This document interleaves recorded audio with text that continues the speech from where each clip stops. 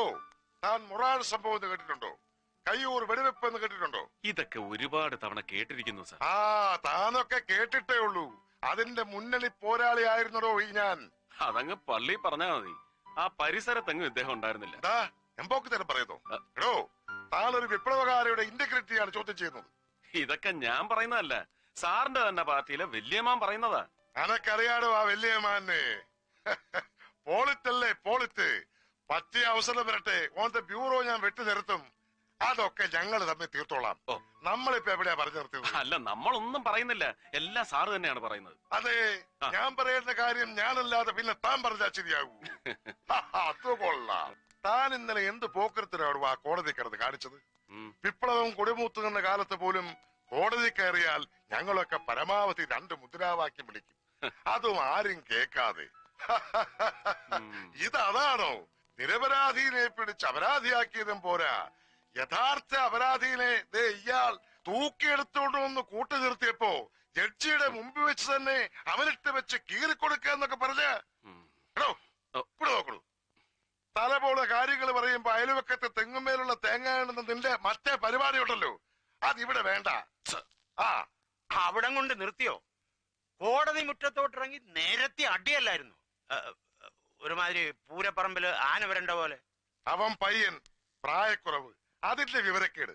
താൻ അവിടെ എന്ത് ചെയ്യായിരുന്നു? എന്റെ പൊന്ന് സാറേ, സീനിയർ നിന്ന് ലാ ആൻഡ് ഓർഡർ ഇട്ട് ഇണ്ടനടിക്കുമ്പോ എനിക്ക് എന്നാ ചെയ്യാൻ പറ്റും സാറേ? പിന്നെ ഞാൻ നോക്കിയും കണ്ട് നിന്നതുകൊണ്ട് ഇങ്ങേരുടെ തടി രക്ഷപ്പെട്ടു. ഓ, ഞാനെന്തെങ്കിലും ചോദ്യം ചെയ്യാൻ വിളിച്ചാൽ എന്തൊരു എളിമ! ഈ കണ്ട ചെയ്തെല്ലാം ചെയ്തു കൂട്ടിയത് ഇയാളാണെന്ന് ഈ മോന്ത കണ്ടാൽ ആരെങ്കിലും പറയൂ? മുഹമ്മദേ, now I am serious. ഇനി എന്തെങ്കിലും മേജർ ആക്ഷൻ എടുക്കണമെങ്കിൽ അതെന്റെ പെർമിഷനോടെ മാത്രം മതി. എങ്കിൽ ഒരു ഇമ്മീഡിയറ്റ് ആക്ഷനുള്ള പെർമിഷൻ അങ്ങ് എനിക്ക് ഇപ്പൊ തരണം. എന്താണ് ഇഷ്യൂ? ചതി. ചതിക്കുത്തരം മുറിപ്പത്തല്. അതിന് പെർമിഷൻ വേണ്ട, ഓൺ ദ സ്പോട്ട് കൊടുത്തോൺ. Thank you sir.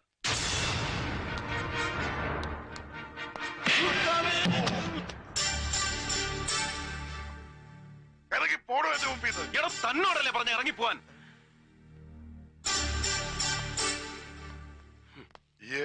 എമ്മയ്ക്ക് സൈക്കോളജിയാ പഠിച്ചേ? അല്ല, എക്കണോമിക്സ്. പിന്നെ എന്റെ മനസ്സിൽ ഇപ്പൊ അനക്ക് എങ്ങനെ മനസ്സിലായി? ഈ ഇപ്പൊ വീക്ക് വിട്ട നസ്രാണി പോത്തനല്ലേ ജോൺ വർഗീസ്, നമ്മുടെ DYMന്റെ പിള്ളേരെ വിട്ടിട്ട് ഓലിട്ട് 2 പിഴക്കണമെന്ന് ഞാനും കുറെ നാളായി വിചാരിക്കണു. ഇനിയിപ്പൊ അത് വേണ്ടല്ലോ. എന്താണ് സാർ കാര്യം? ക്രിസ്തുമസിന് പോലും പള്ളിയിൽ പോകാത്ത തെണ്ടി മലയാള മാസം 1-ാം തീയതി ആകുമ്പോ ഗുരുവായൂർ കിടന്ന് തിരിഞ്ഞു കളിക്കുന്നത് കാണാം. ഭരണം മാറിയൊന്നും അറിഞ്ഞിട്ടില്ല അവൻ. ഇപ്പോഴും മറ്റവന്റെ ആളാ. ഇവിടെ നടക്കുന്നത് അവിടെ ചെന്ന് പറയും, അവിടെ നടക്കുന്നത് ഇവിടെ വന്ന് പറയും. എല്ലാം കൂടെ ചേർത്ത് പോളിറ്റിക്സ് എല്ലാം അങ്ങോട്ട് പ്യൂറും. ഏത് ഷെട്ടി ചാടിപ്പോയി, എനക്കറിയാം. ഓൻ ചതിച്ചതാ ജോൺ. സാരയിലിടൂ, ഷെട്ടിക്ക് താരത്തെ ചൂണ്ടയ്ക്ക് കൊടുത്തിനും ബലം പോരാ.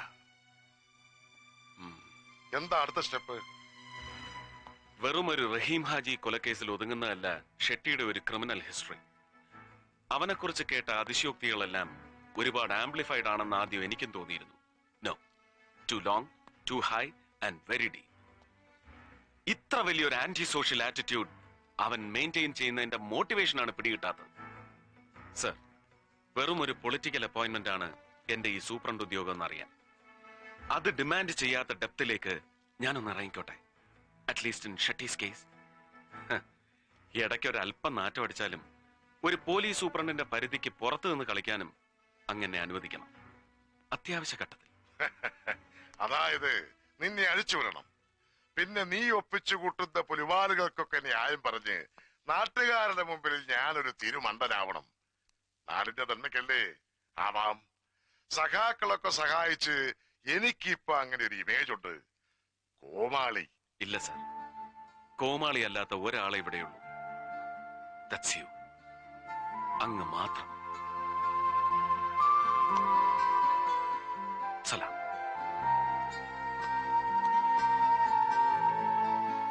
സലാം.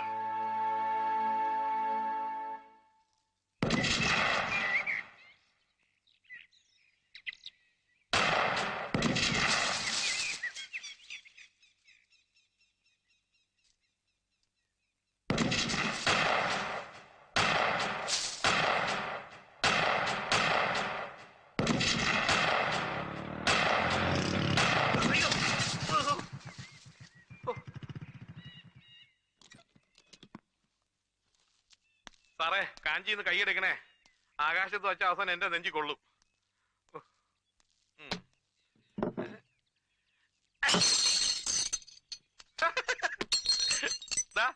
ഇത്രയേ ഉള്ളൂ കാര്യം. ഒരു കാലി കുപ്പി പോലും പൊട്ടിക്കാൻ അറിയാത്ത ഒരു പോലീസ് സൂപ്രണ്ടും പട്ടച്ചാരായം പൊട്ടിച്ച് നടക്കുന്ന ഒരു ഷാർപ്പ് ഷൂട്ടറും. അല്ല, ഇയാൾ ആരുവാ? ജസ്പാൽ റാണയുടെ മച്ചമ്പിയ. രണ്ടു കണ്ണും തുറന്നു പിടിച്ചാൽ തന്നെ ആടെ ഏതാ പൂട ഏതാന്ന് തിരിച്ചറിയാൻ മേലാത്ത ഇങ്ങേരാ ഇനി ഒറ്റ കണ്ണു വെച്ച് ഉന്നം പിടിക്കുന്നത്. ഈ ഷെട്ടി ചാടിപ്പോയ ചമ്മലിൽ ടെൻഷൻ അടിച്ചിരിക്കുന്ന നിങ്ങൾ ഇനി തോക്കല്ല ബീരം കൊണ്ട് വെടിവെച്ചാലും കുപ്പി പൊട്ടാൻ പോണില്ല. എന്റെ പണിക്കർ സാറേ, ഉണ്ട സർക്കാരിന്റെ ആണെങ്കിലും നമ്മുടേതാണെങ്കിലും വേസ്റ്റ് ചെയ്യരുത്. കോസ്റ്റ്ലിയാ. സാറ് ദൈവത്തെ ഓർത്ത് ഈ വെടി ഒന്ന് നിർത്ത്. താൻ നിർത്ത്. തന്നെ ഏൽപ്പിച്ച കാര്യം എന്തായി? ആ ചക്രവാണിയെയും അയാളുടെ ബാക്ക്ഗ്രൗണ്ട്സിനെ കുറിച്ചുള്ള ഫുൾ ഡീറ്റെയിൽസ് ഈ ഫയലിലുണ്ട്. എന്താടോ ഇത്? ഒരു രക്ഷയില്ല സാർ. ഒരുമാതിരി അഡ്രസ് ഉള്ള സകല നാടക കമ്പനികളിലും കയറി അന്വേഷിച്ചു. ചക്രവാണി എന്ന പേരുള്ള ഒരു ഡയറക്ടറെയോ റൈറ്ററെയോ നടനെയോ അവർക്ക് മുമ്പ് പരിചയമില്ല. ഒരൊറ്റ പബ്ലിഷിംഗ് കമ്പനി പോലും ഇയാളുടെ ഒരു വർക്കും മുമ്പ് പബ്ലിഷ് ചെയ്തിട്ടില്ല. ഈ അക്കാഡമി അവാർഡ് കിട്ടിയ ചക്രവാണിയുടെ ഒരു സാധനം TC ബുക്ക് റിലീസ് ചെയ്തിട്ടുണ്ട്. അതും 500 കാപ്പി. എന്തിനധികം? വിൽപ്പനയല്ലോ ഉദ്ദേശം. പോരല്ലോ ഗുരുമൂർത്തി. അങ്ങനെ 100% അനോണിമസ് ആയ ഒരു പാസ്റ്റ്, അത്തരം ഒരു ഭൂതകാലം ഈ ലോകത്ത് ഒരുത്തനും ഉണ്ടാവില്ല. തന്റെ അന്വേഷണത്തിൽ എവിടെയെങ്കിലും ഒരു മിസ്സിംഗ് ലിങ്ക് ഉണ്ടാവും. ഒന്ന് ചുഴിഞ്ഞ് ചിന്തിച്ചു നോക്കിയേ, എന്തെങ്കിലും വിഴുങ്ങിപ്പോയിട്ടുണ്ടോന്ന്.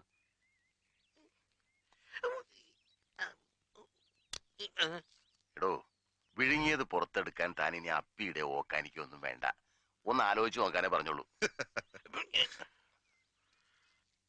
കായംകുളത്ത് ഒരു ട്രൂപ്പിലെ കിളവൻ മാനേജർ പറഞ്ഞു, അന്നത്തെ അവരുടെ സൂപ്പർ സ്റ്റാർ ആയിരുന്ന മഞ്ചേരി മാധവിന്റെ ഒരു നടിയുണ്ട്. അവളെ ചക്രവാണി എന്നൊരു കട്ടൻ വലിക്കാരെ അടിച്ചോണ്ട് പോയി. ആ ചക്രവാണി തന്നെയാണ് ഈ അവാർഡുകാരൻ ചക്രവാണി എന്നാ കിളവൻ പറയുന്നത്. അസൂയ. അസൂയാണെന്ന് എന്താ ഇത്ര ഉറപ്പ്? ഞാൻ അന്വേഷിച്ചു. മഞ്ചേരി മാധവിന്റെ നടി ഇപ്പോഴും ഉണ്ട്. ചത്തിട്ടില്ല, ജീവിച്ചിരിപ്പുണ്ട്. പക്ഷെ പ്രേമിച്ചതും ഒളിച്ചോടിയതൊന്നും നമ്മുടെ ചക്രവാണിയുടെ കൂടെ അല്ല, ഒരു പാവം വെളിച്ചപ്പാടന്റെ കൂടെ, അയ്യപ്പൻ. താൻ ഈ മാധവിയെ നേരിൽ കണ്ടോ? ഇത്രയും ഡീറ്റെയിൽസ് കിട്ടിയ സ്ഥിതിക്ക് അതിന്റെ ആവശ്യമില്ലല്ലോ. ആവശ്യമുണ്ട്. മാധവിൻ തന്നെയായിരുന്നു പേര്. അത് പണ്ട്. ഇപ്പൊ ഞാൻ മറിയാണ്. ഒരു വെളിച്ചപ്പാടിന്റെ ഭാര്യയായിരുന്ന നിങ്ങളുടെ ഈ മതം മാറ്റം നിങ്ങളുടെ ഭർത്താവിന്റെ സമുദായത്തിന് എങ്ങനെ അംഗീകരിക്കാൻ കഴിയും? ഒരുത്തന്റെ അംഗീകാരം എനിക്ക് വേണ്ട സാറേ. ഈ കത്തനാരച്ചന്മാരും കൊള്ളാം, കന്യാസ്ത്രീ മഠവും കൊള്ളാം. ഒരു ദേവീക്ഷേത്രത്തിലെ വെളിച്ചപ്പാട് അസുഖം വന്ന് വീണൂന്ന് കേട്ടപ്പോഴേ അവന്മാര് ചാടി വീണു. അയാളുടെ ഭാര്യയെ തന്നെ തൂക്കിയെടുത്തോണ്ട് പോയി മതവും മാറ്റി പേരും മാറ്റി കഴുത്തിൽ ഒരു കുരിശു ഇട്ടു വന്നു. കണക്ക് നോക്കുമ്പോ പിടികിട്ടിയ കുഞ്ഞാടുകളുടെ ലിസ്റ്റില് ഒരു വെളിച്ചപ്പാടിന്റെ ഭാര്യയെ കണ്ട കാശ് മുടക്കി ഇറ്റലിയിലെ സായിപ്പന്മാർക്ക് സന്തോഷാവൂല്ലേ? ചെമ്പകക്കാവിലെ വെളിച്ചപ്പാട് ഉറഞ്ഞു തുള്ളി തല പൊളിഞ്ഞു ബോധം കെട്ട് വീണുന്ന് സാറന്മാര് വായിച്ചു കാണൂല്ലേ പത്രത്തില്. ദേ തോന്നി അയാളുടെ കുടുംബത്തിന് ഒരു 500 രൂപ അയച്ചു തരാഞ്ഞത് എന്താരും. ഒരുത്തരും ഒന്നും തന്നില്ല. വെളിച്ചപ്പാട് വെളിച്ചപ്പെട്ടില്ലെങ്കിലും സാരമില്ല. അന്തിമയക്കത്തിന് മാധവി ചേച്ചി ഒന്ന് വെളിപ്പെട്ടാൽ നിത്യചെലവിന് മുട്ടുവരില്ലെന്ന് അവിടെയുള്ള ചില വലിയ മുഴുത്തോമാര് വിളിച്ചു പറഞ്ഞു. കെട്ടിയവനെയും കുട്ടികളെയും പോറ്റാൻ ഞാനെന്താ അത് ചെയ്യണമായിരുന്നോ? പള്ളിക്കാര് കഴിഞ്ഞില്ലായിരുന്നുവെങ്കിൽ ഞാൻ ചിലപ്പോ അതും ചെയ്തു പോയേനെ. അമ്പലമെങ്കിൽ അമ്പലം, അന്തോനിസ പുണ്യാളനെങ്കിൽ അന്തോനിസ പുണ്യാളൻ, അല്ലാഹുവെങ്കിൽ അല്ലാഹു. അത്താഴത്തിനുള്ള അരി ആരൊപ്പിച്ചു തരുന്നുവോ ഞാൻ അവരുടെ കൂടെയാ. എന്താ സാറേ, അത് പാടില്ലെന്നുണ്ടോ നിങ്ങളുടെ നിയമത്തിൽ? മതി മതി, ആ വിഷയം നമുക്ക് വിടാം. ഞങ്ങൾക്കറിയേണ്ടത് അവനെ കുറിച്ച് മാത്രമാണ്. നിങ്ങളുടെ ആദ്യ ഭർത്താവില്ലേ ചക്രപാണി, അവനെ തന്നെ. ഇവരോട് പറഞ്ഞതിൽ കൂടുതലായി ഒന്നും എനിക്കറിയില്ല. 10-20 കൊല്ലം മുമ്പ് നടന്നൊരു പഴങ്കഥ, അതൊക്കെ ഞാൻ എന്നേ മറന്നു. ഈ കോൺവെന്റിലെ ചട്ടങ്ങൾ അനുസരിച്ച് ഇതിൽ കൂടുതൽ എന്തെങ്കിലും സംസാരിക്കണമെങ്കിൽ പൗലോസച്ചന്റെ അനുവാദം വേണം.